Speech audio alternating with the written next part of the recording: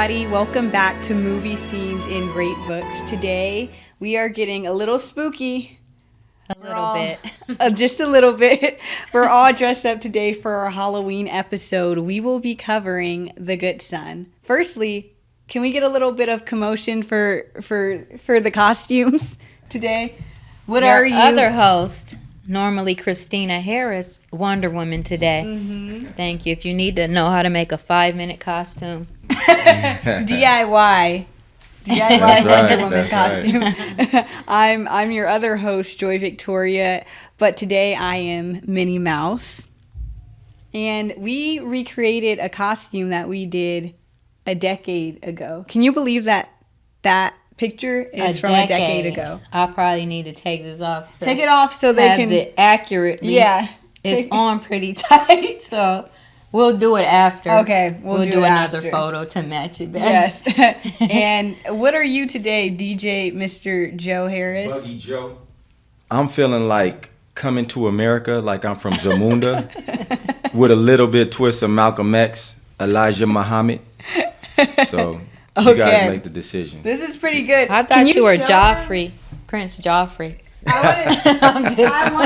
So today we are covering The Goodson, and we're going to be discussing the theme of, are children inherently evil, or what turns a child into an evil figure or psychopath. Starring in this movie is one of our favorite childhood faces, Macaulay Culkin, along with Elijah Wood, who both put on one of my faves. Incredible performances. They were only 11 and 12 years old at the time of shooting this movie.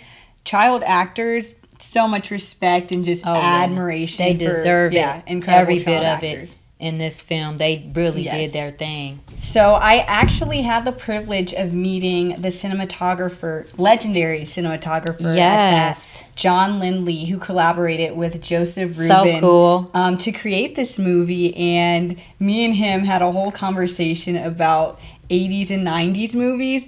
And why, today's movies are not living up to those 80s and 90s movies, you know? Accusations. Yeah. Shots fired. Shots fired. But I'm a part of the modern day, filmmakers and writers, so let me not we be, gotta keep stepping up, then. Yeah, and John Lindley also served as... And to be fair, this is a hard one to go up against. It is. Yeah. Mm-hmm. And John Lindley also served as the president of the International Cinematographers Guild.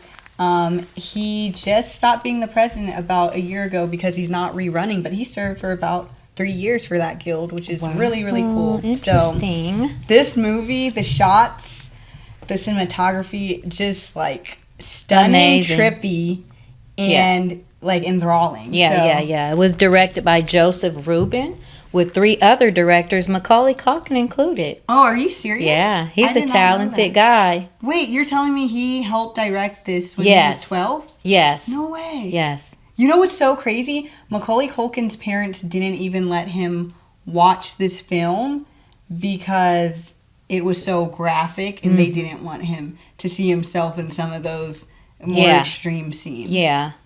For driving the message of the whole film, having to contrast good and evil, they did a good job artistically, directive-wise. I love the shots that they took. They took some breathtaking and very riveting shots in this film, and I enjoyed it. Yes. I wonder how many people would think this movie was fitting for, this was an interesting selection for this holiday. Halloween, it's scary, it's spooky, I'm curious, how did you guys feel about Macaulay Culkin in this role as opposed to his other movies? Like Home Alone, something like that? Because they're two total different roles. I found them to be almost similar, though. But he wasn't sinister. He wasn't but sinister, he was equally as good. He was menacing. He's a good actor. He was charming. He pulls it off very well, and I feel like it didn't feel drastically different. It just felt like evil Kevin. You know? Yeah. Mm-hmm. All right, so shall we get into the clips? Yeah, we shall. This scene, I find it to be hilarious because the character, what's his name again? Mark? How did I forget his name? Macaulay Culkin. Macaulay Culkin. Henry. Okay. So Henry is already displaying weird behavior, but his cousin's not really picking up on it. Mark. That's Mark. Yeah. So Mark doesn't really pick up on it to the point where after Henry lifts him up into the tree, they're still kind of like playing and kicking around and having fun. And I think one point, I think he was a little bit jolted. Yeah. Because he's like, wow. Yeah. But like in childhood, if you've ever encountered a kid who displayed some traits that would evolve into being a psychopath, I think when you're young, you kind of overlook a lot of weird behavior from those strange kids you may have encountered. Has that ever happened to you guys where as kids you played with someone who might have grown up into a psychopath or displayed psychopathic of course, the behavior? psychological understanding of kids is nowhere near how an adult would interpret certain things. Yeah.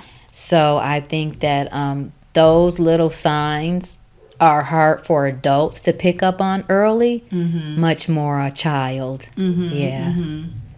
But I think you don't even have to know. You can feel it.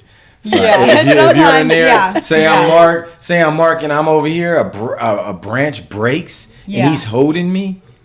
Oh man, and he says, that's fight. "If I let you go, yeah, whoa." Just that. Even before he said, "Do you think you could fly?" Yeah, right, you don't play with me in a situation like that, man. Come on, right. That's some serious stuff. Yeah, I always was for sure. I always was cautious of little kids who always want to kind of hurt animals. Yes, yeah. Well, that's one of the classic signs of a kid who may evolve into a psychopath later in life. Yeah, I'm thinking about a few kids who I used to play with when I was pretty little, and kids who seemed cool and like I enjoyed playing with them, but you know those kids who want to kill frogs and like dissect animals randomly.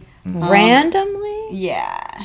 It's definitely a red flag, and I think it's something that most kids. Science class, isn't it? No, I'm not talking about in science class. I'm talking about you find a little animal on the street, or you want to torture small animals, and that's one of the leading signs of psychopathic. I might have been kind of off children. myself. Why? When I was little, I didn't that. like messing with animals, but it was something I did like fire a little bit. Yeah, that's another one. I like fire. Before, when we were kids, Joy, they actually had. We went to McDonald's, and back in the day, McDonald's actually had like Big Macs and Quarter Pounders in like a more foam kind of container. It wasn't just wrapped up in styrofoam. Paper. It was styrofoam, and so I would love to put fire to that and just let it drip. And one time when I was home because we were latchkey kids, my parents were gone. I was living with my mom at this time. My parents weren't together, and I would always want to light paper towels. Ooh, that's scary. And one time it got out of hand. Yeah, it got out of hand. I mean, you think paper towels are very flammable? And I lit it, and it real quick, and it just kind of the fire hit my hand real quick, and I let it go. And then it fell down to the floor, and I was a little scared during that time. But you know what else we used to do? Don't try this at home. This is just none of this. We used to put alcohol on our hand, and we would light it. And also, my sisters used to use Aquanet. It's kind of like a hairspray. Yeah. Okay, that was a little bit more common. And we would light it and do blow torches. Yeah. Yeah, I want to say that was in a scene off of a movie with Cyndi Lauper. Girls Just Want to Have Fun. I haven't seen that movie. Yeah, What'd she they do? kind of made that more popular. Yeah, she was. I think she was sneaking in the house, and then the dog was barking. She wanted to get away from her. She took out her hairspray and just lit it like a blowtorch to get the dog away. If I'm recalling right, that's another one. Yeah. So you guys about being interested in fire, which is one of the leading signs actually of a child who may evolve into a psychopath. Well, praise God for saving you. Yeah. So kids who are too interested in candles or seeing things lit on fire and signs, those are clear and I'm signs glad you told me after we got married, honey. That was good. Yeah. You'd have been like red flag. So this kid's definitely showing signs early on. Next scene. Yeah, let's go. He ended up... Lord of the Rings. Yeah, he ended up playing Lord of the Rings, and man, it's something else I'm forgetting off the top of my head. So that's crazy to drop that into traffic and obstruct it, and to be smiling while people are getting in car accidents.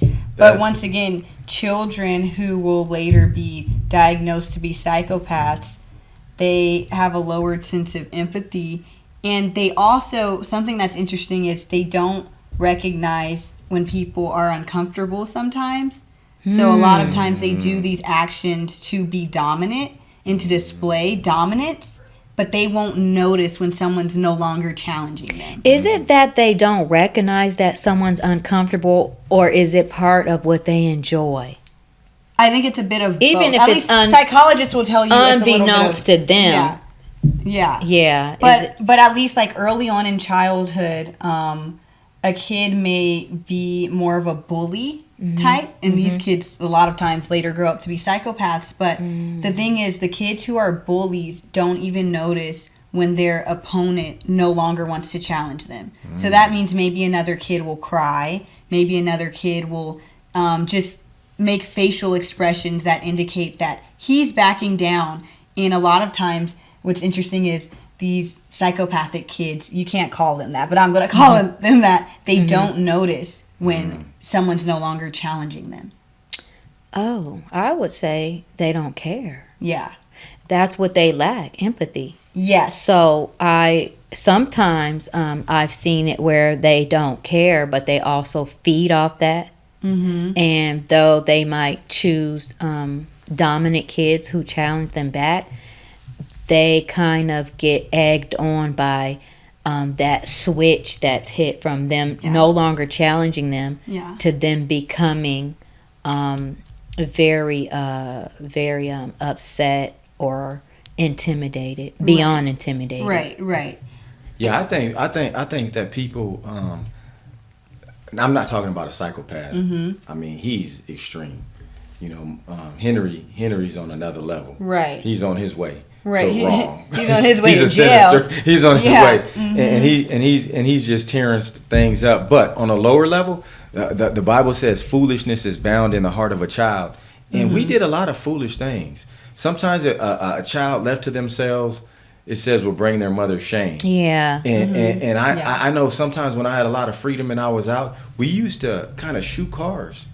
We didn't drop things off. Like with pennies? No, with rocks. We would actually cut the end of milk cartons. Kind of Let's like not a incriminate milk carton ourselves. like this. We would cut the end and put a balloon and put a rubber band around it and hold it. Boom, and you had like a handmade slingshot. And so we would cut all the milk cartons, like the gallons. And if you wanted a bigger one, a ring around here, you get a big one. And we would shoot cars. And one time this guy chased us. And he chased us and we were running around. We were on foot just kind of running around.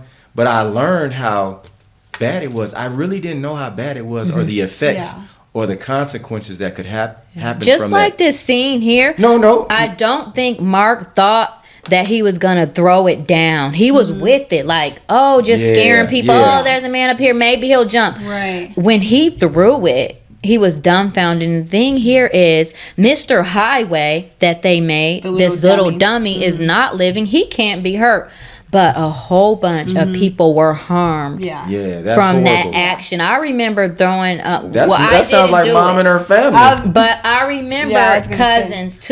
I remember two people I went with on the balcony of a 25 balcony building in Detroit. 25 feet up? 25 balconies. Like 25 stories? Yes, it was a senior home. Goodness. It was a huge senior home in Detroit. And it was very high. Man. I don't know if it's 25, but I know it was double digits. But I think he was on like the 23rd floor. It was a senior home, a huge senior home in Detroit. So they were like, we're going to just throw off these pennies off the balcony. And for some reason, inside of myself, I didn't want to do it. What age were you guys? I was 10. Henry's age? I was 10. and I remember my mom called because we were like by ourselves in a different state. with this, my grandfather who lived in a senior home, but I think he was going to see his girlfriend a lot.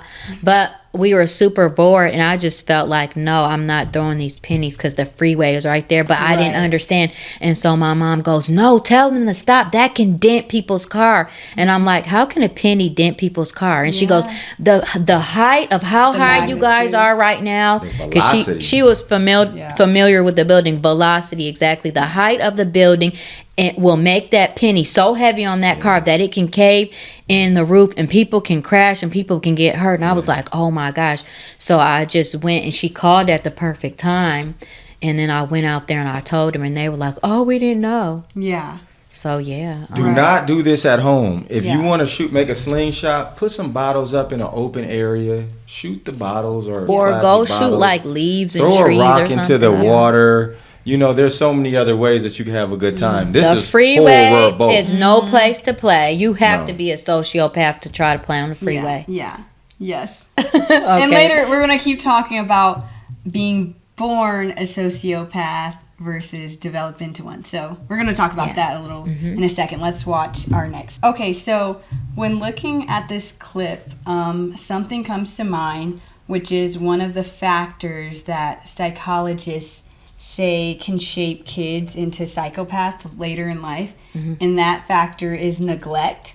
So it obviously looks like Henry has too much time on his hands. He's made that big gun. He made Mr. Highway, and it's like he has all this time to be creative for the wrong reasons. So I'm looking at his parents wondering if they are neglecting him because that shapes not only does he have time, not only does he have time to create these things, but he has time to carry out his plots. And so touche. I mean, I second that. He has too much time on his hands. He has resources to build stuff and put it together. Have you guys ever been pulled in? You know how Mark is finally with Henry, and now he's caught in this. At first he was with him and Henry was doing it. Now he sees himself carrying the dog, a dead dog, like he was carrying Mr. Highway. Now has anybody ever pulled you guys into something and then you're in too deep and you're in it? Yeah. Sure. I just feel like cousins, like sometimes when you're with cousins, I just feel like cousins can commit a lot of wrong together, even as little kids. I have more of a lighthearted example. When I was about, I think, like 5. Oh, good. I was holding my breath. Like, seeing your daughter. After this scene, no. I've done Are any of your cousins like Henry? No.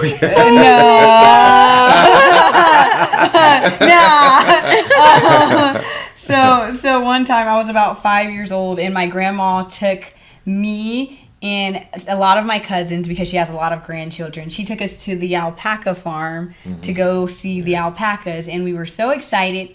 And on this farm, 2 of my other cousins who are about my same age, if you're watching this, I hope you remember this, they wanted to pick some lemons from this like lemon tree.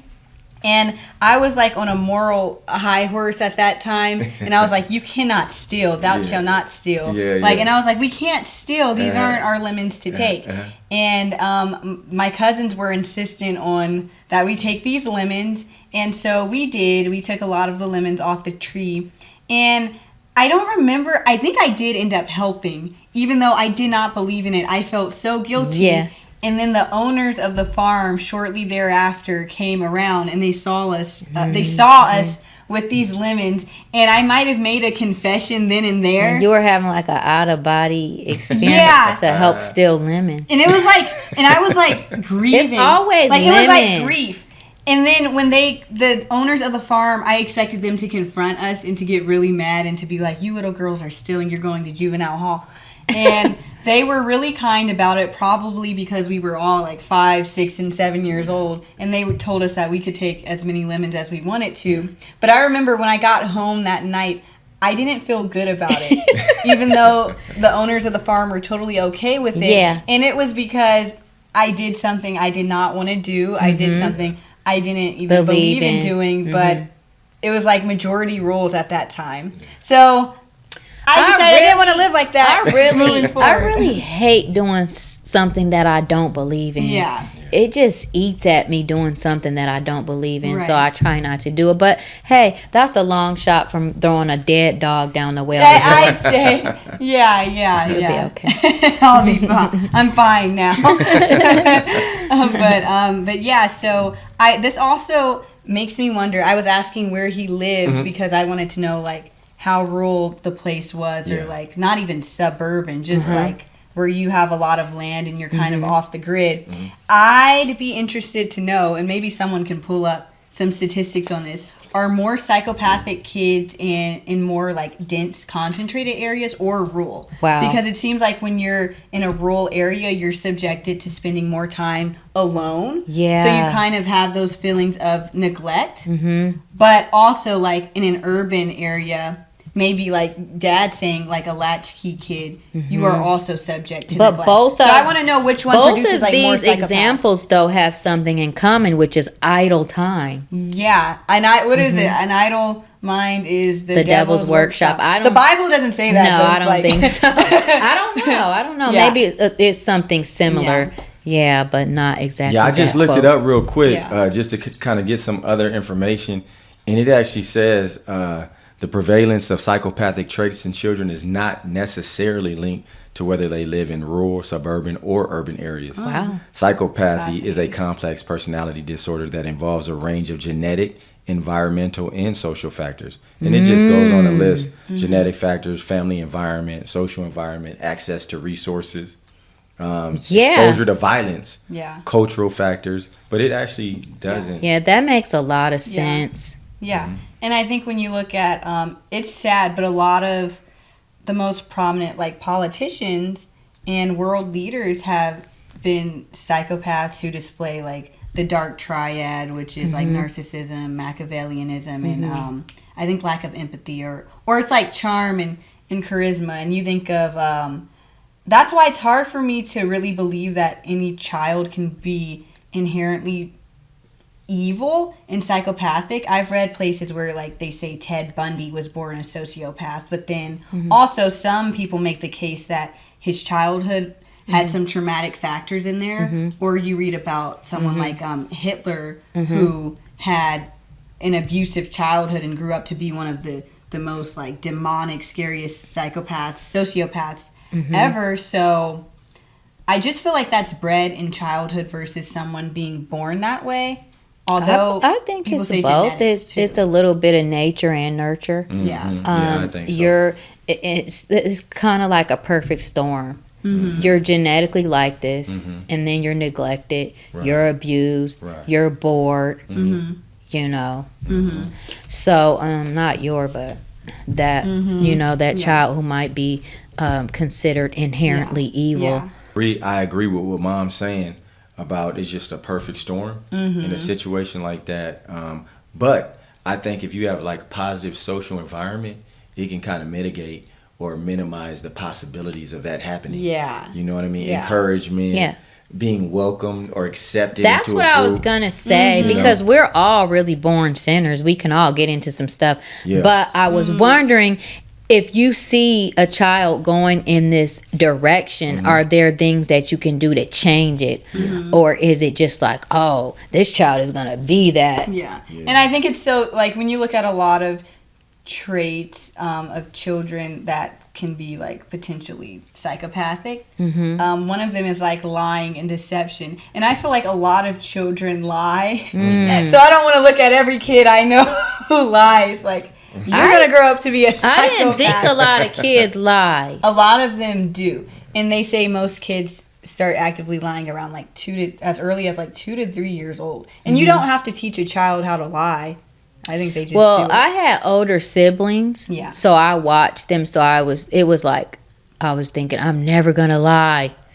So I had like a direction. I had a direction. But Mom's catchphrase is, I hate lies. You're a pretty darn honest person. I really try. Because so I'm seeing that I had a direction as a kid from my parents' teaching of like, oh, I want to try to just never lie. Like, so yeah, I didn't know that it was a common thing. I thought it was more somebody trying not, making sure they don't lie.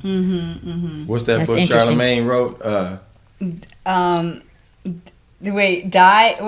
Stop. Is it Stop Lying or Die Trying? Something. No, Tell the Truth or Die Lying. Or Tell the something Truth like or Die Lying. Or something like that. Did Charlamagne write that book? Yes. Yeah. Yeah. And I was reading something that said I think 87% of teenagers, it was a survey, and 87% of teenagers admitted to lying to their parents within the past year. So I think a lot of children develop the habit of lying. So I guess I'm trying to say, don't look at all your lying children and think they're going to grow up to be psychopaths. Yeah. It's pretty common, but it's also one of the traits of a child. And I who guess might grow up to be a showing them that psychopath. you get consequences for lying will help direct them to want to tell the truth. That's what happened with me.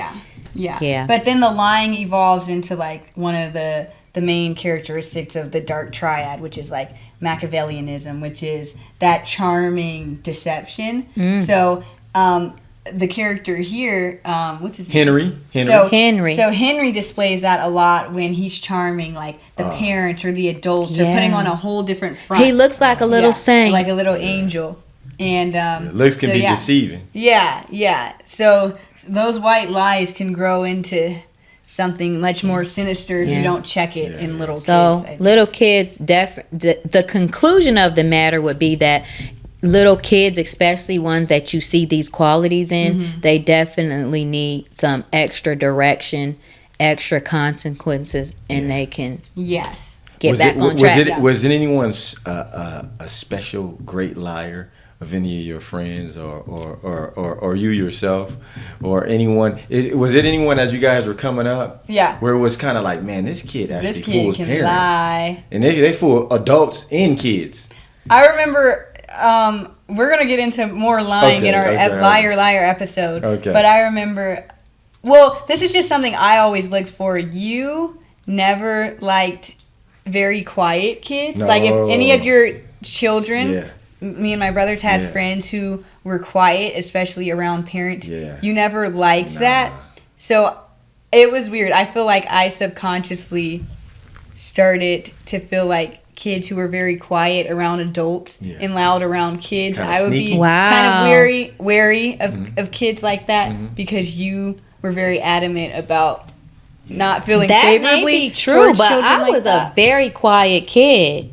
I was a very quiet kid, and people were side-eyeing me, but like I was thinking about the Lord a lot. I don't think that I was plotting. Yeah. I was trying to be constructive, but I was quiet, and so I disagreed with people prejudging quiet children and thinking, oh, that's the bad one. Yeah. No, it's one thing about being quiet. Nothing's wrong with being quiet, okay? Right. If your personality is you're just a more quiet person and you don't talk as much, nothing's wrong with that. I don't Oh, have you a mean problem. just they choose to be You quiet mean- in front of He's parents? saying Yes. like kids Oh, I who... can see that. It's a in difference. contrast to how adults and children. Okay. And- That or makes when a sense. parent is talking to you, asking questions, they don't communicate anymore. Or they're more manipulative. They're manipulating the little kids. Yeah.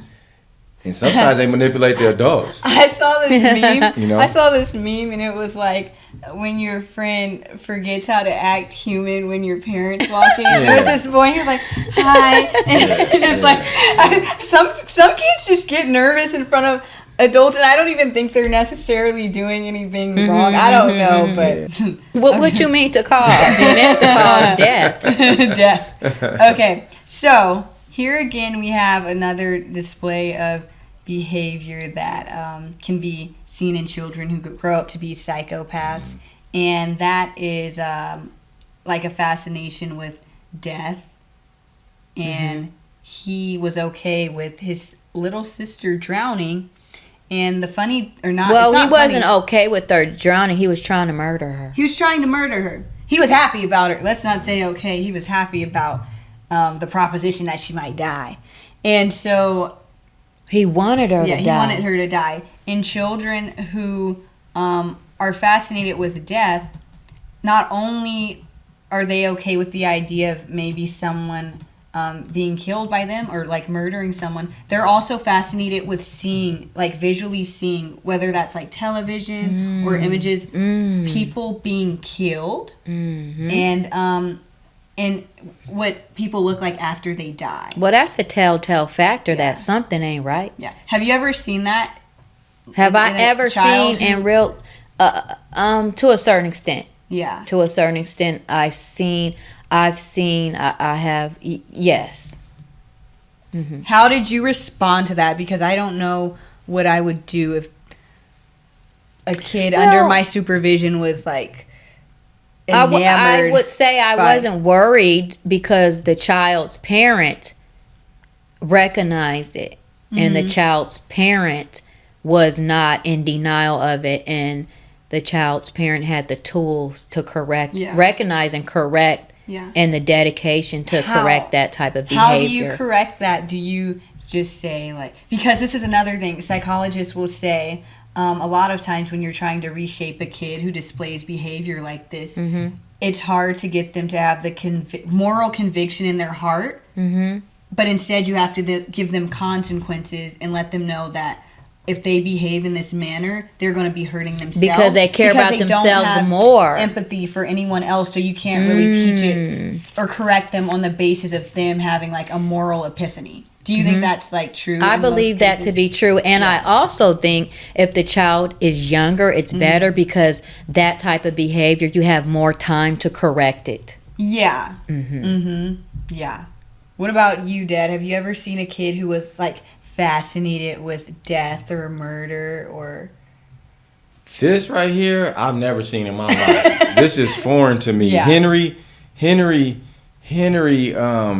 it's cuckoo bananas crazy. I've never seen anybody close to me with these type of tendencies as far as with the strength that he has. I mean, he's dominating his sister. He's dominating Elijah. His parents they don't know anything that's going on. He's fooling everybody. I've never been around anybody like that. He would spook me. I would try and get as far away from him as possible. You know what I mean? And poor thing, he got weapons. Elijah's character, Mark. Mark was just left there after his mom's death, and it's sad when you have like a domineering, bully kid, and adults don't pick up on it. And you have to be around don't him. have a choice. And his dad thought that he was doing him a good thing. His mother died. He thought he needed to be in a family unit. He thought he needed to be with kids his age, and it turned out to be the worst thing ever. I had a lot of people who were challenged mentally around me, all of us kind of coming up sometimes, just growing up as kids and doing foolish things, but he's savvy. He's very savvy, and from this movie, and he can build weapons. He would put anybody his age. It would take somebody older, and even older people can't really get with him. That's how smart and intelligent he is. So it's very hard when you have a real smart kid, and they're exerting dominance. They're exerting dominance over all the other kids, and they're sinister. And a fact to be noted here in this film is that he lost a sibling already. So he's been through. Are you talking about that scene with the little duck? Yeah, his little brother. So Henry has lost a sibling. His baby brother. So in real life, going through these experiences that a lot of children don't go through, like child grief, it turned around into something different. And I did have a child in my life, a young man who was about 12, and he did have those signs that you're talking about. He lied all the time, and he liked to see people hurt, and he liked to lead people to do. He would always try to coerce us to do wrong things, but he went through a death of a brother, parent argument that ended up in the murder of one of the parents, and then one of the parents were imprisoned. So circumstances like that can produce. Now that's nurture, not nature. Exactly. Yeah, the fascinating thing was I was researching a lot about kind of the linkage between grief and children displaying psychopathic behavior, and a lot of the studies didn't tend to link the two.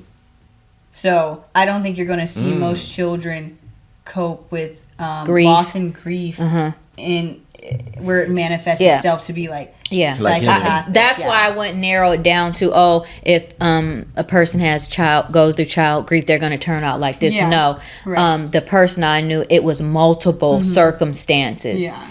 And I do believe that at that point, counseling would be good. Definitely a church group, a good church group, because sometimes, that's a sadly different thing.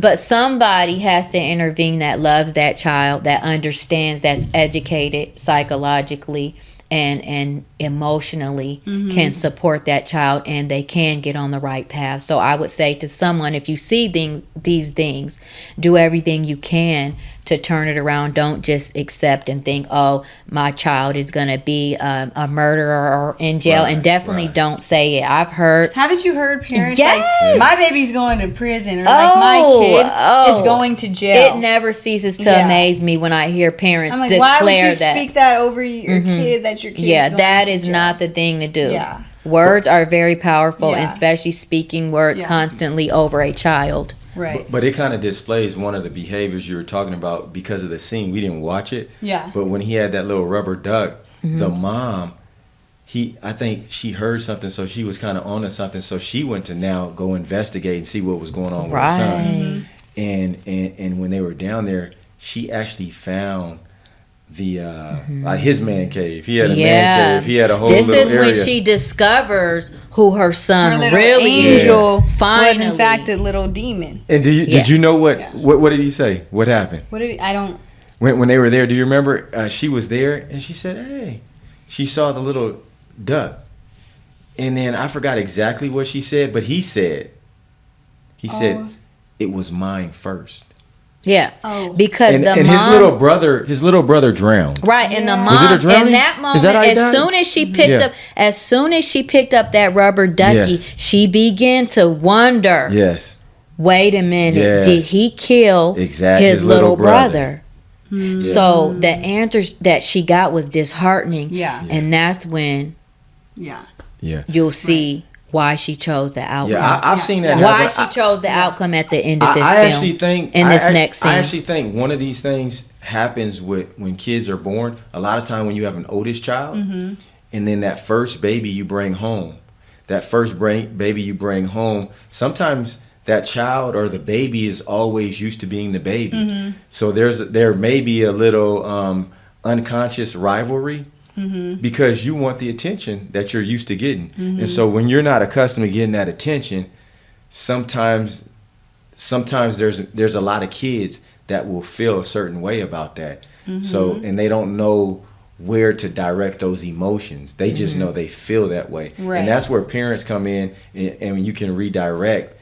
If you intervene and you see certain things that are going on with your children early, it gives you an opportunity to kind of redirect those feelings, because they're just natural feelings. Yeah, you're like, hey, I'm used normal. to getting all the attention. Now this other little kid's coming. Now this kid is getting all the attention that I used to get, and I don't know how to talk. I don't know how to say all these things and express my feelings, but I feel them, and my reactions are going to come out. And so it's your job, or it's good if you as a parent can see those things. Then you go hug your kid. Say, and then now you're learning to help your kids to be in a social environment. And I would with say multiple people. always talk about it with the child. We've raised 3 children, and they're adults now. And hopefully none of them are hopefully No. psychopaths. But the new baby thing, talking about it with even a little toddler, it really helped put things in order and help the kids to know that they're still loved, and then they don't have that competition as much anymore. Yeah. I think it happens in a lot of families when that new babies that's come. normal. Yeah, that's normal. Yeah, so- Right. That's normal. That scene does something to like Oh my your gosh, insides. it does. That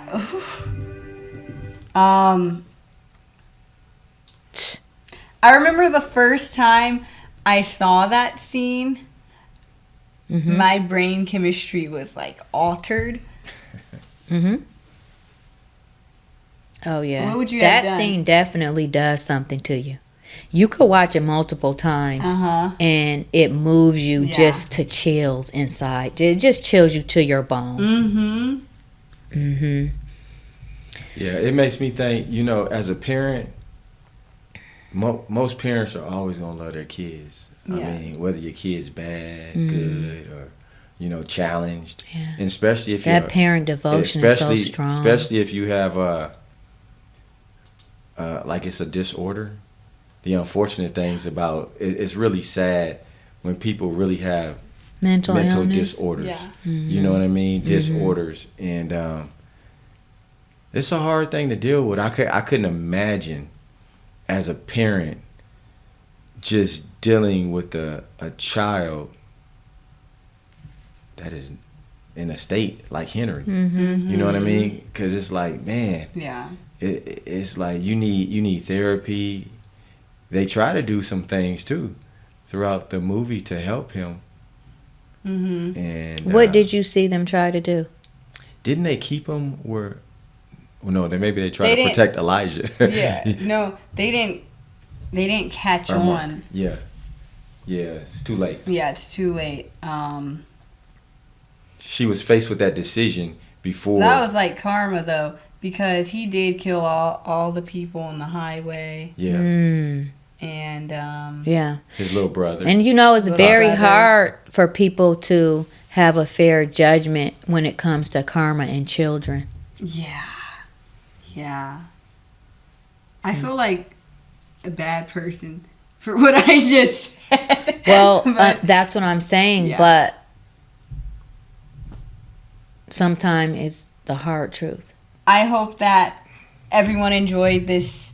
I don't even want to call this episode spooky. It was like chilling, thrilling, and chilling, riveting, and beyond. Horrific. It was. This horrific. It really was. And a horrifically amazing movie, though. Amazing film. Yeah. Let me know what your thoughts are on nature versus nurture, and if children can be born inherently evil. It's been a decade, centuries-long debate that we still haven't really arrived at a conclusion on. So let me know your thoughts. As always, guys, please comment down below any other movies that you would like to see us cover so we can cover that for you. And thank you for joining us. See you next time. Bye.